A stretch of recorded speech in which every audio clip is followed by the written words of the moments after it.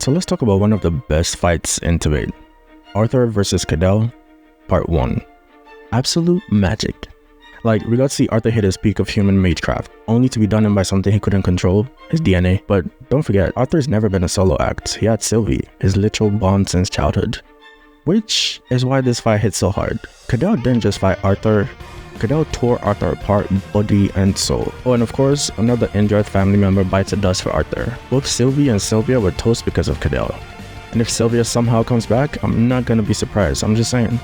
And Cadell, cool as hell, but I just hated him. He got exactly what he deserved in part 2, if not more. Now, Arthur was the strongest he'd ever been. He tapped into Realm Heart so deep it broke him, but honestly it was justified. This guy was fighting Nico, Cadell, and trying to save Tess all at once. But in the process of all this, Arthur is literally shedding his body apart. Sylvie pulls some serious magical shenanigans and sacrifices herself to save him. And just like that, the story of Arthur Leywin, as we knew him, was over.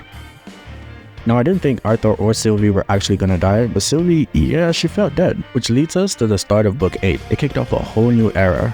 Arthur, wait, no. Gray is out here living a new life in a new world, missing the one person who made him whole. I said it before and I'll say it again. When you're adding up Arthur's strength, Sylvie's gotta be in that equation. It wasn't obvious what Turtle was doing at first, but with his new Asura adjacent body, Gray's out here flexing with Sylvie as a literal part of him.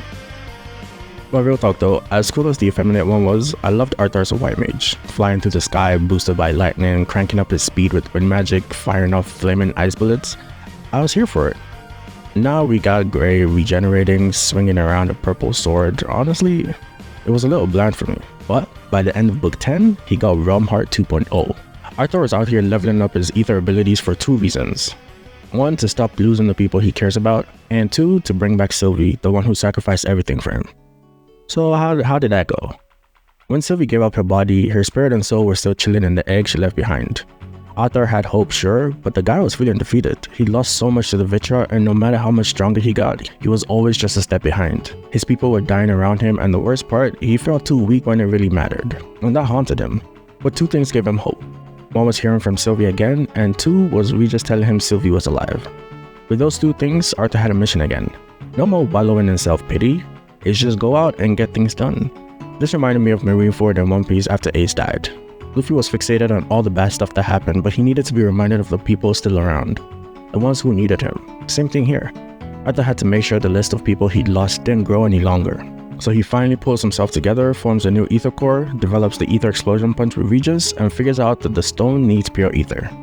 So he goes relic hunting for god runes. These were just to boost his ether reserves and make him stronger by a lot. And as of Book 10, he's rocking Godstep, Aurora's Requiem, Destruction, and Realm Heart.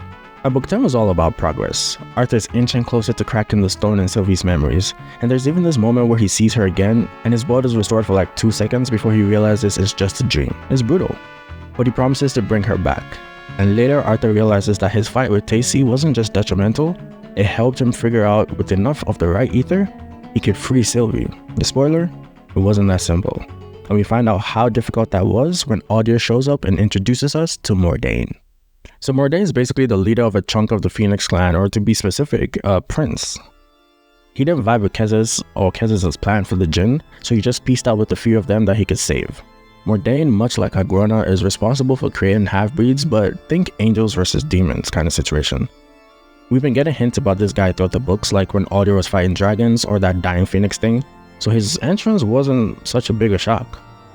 Mordain is an Asura who's been leading dying people for centuries, and considering his deep ties to the Jinn, it wasn't really a surprise that he was the one to drop the truth about how Sylvie sacrificed herself, or at least he dropped the theory.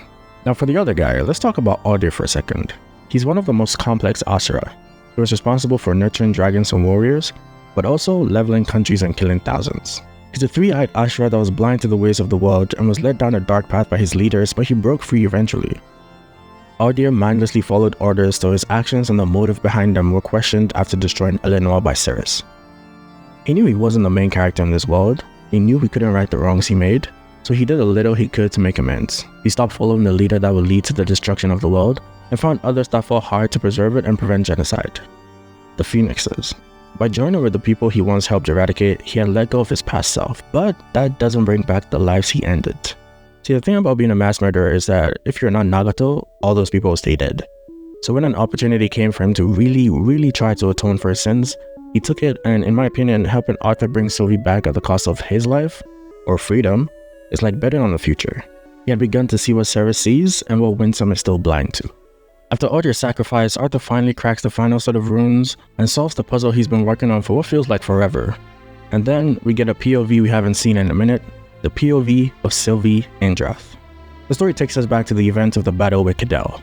We hear Arthur trying his best to get her to safety, but she knew that would be the last time she would ever get to see him if he did that.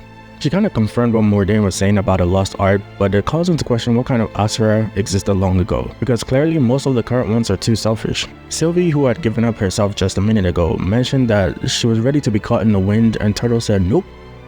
You have to live as you're bonded. She was in a portal that I imagined to look like them hyperspace things in Star Wars, just going quickly through Arthur's past and even Grey's.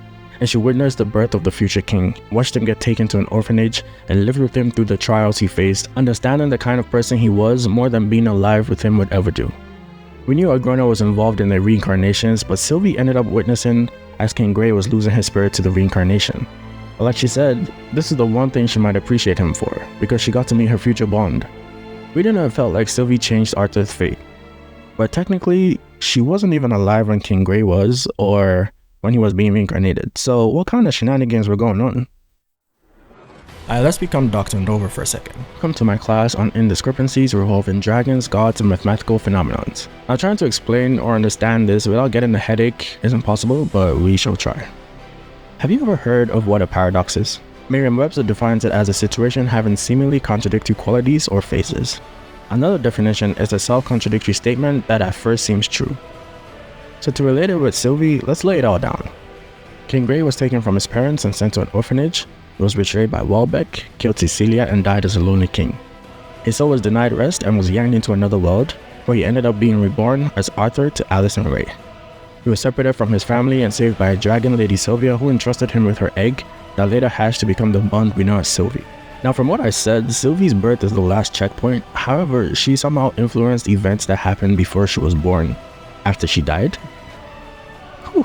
Now there are different kinds of paradoxes. There's the grandfather paradox, where you go in the past, kill a dude, and find out he was your granddad who had not yet met your grandma.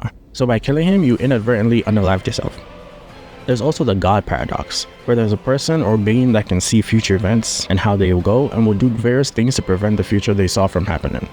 Now after looking into this particular one could contradict itself, because if he saw the future and changed things to change that future, then it means he didn't really see the correct future, or at the very least he created different timelines. One where the future he saw comes to pass, and the other where they change. In the second option, that person doesn't really see the future, they just see a different timeline maybe? The last paradox that I'll bring up is the causal paradox. This one's pretty interesting because it's explained as an effect occurring before the light cone of its cause, with light cone being a space-time diagram in 3 dimensions. I don't have an astrophysics degree, but the simplest explanation is event A causes event B, and event B causes event A. Now of the 3 I mentioned, I think the causality one is the closest, because let's say event A was Arthur's reincarnation in Dicathin, which led him to Sylvie as event B. But Sylvie was the reason he ended up in Dicathin in the first place, away from Agrona. So event B causes event A. Huh? Anyway, Sylvie came back in its hype. Look out for more videos. Peace.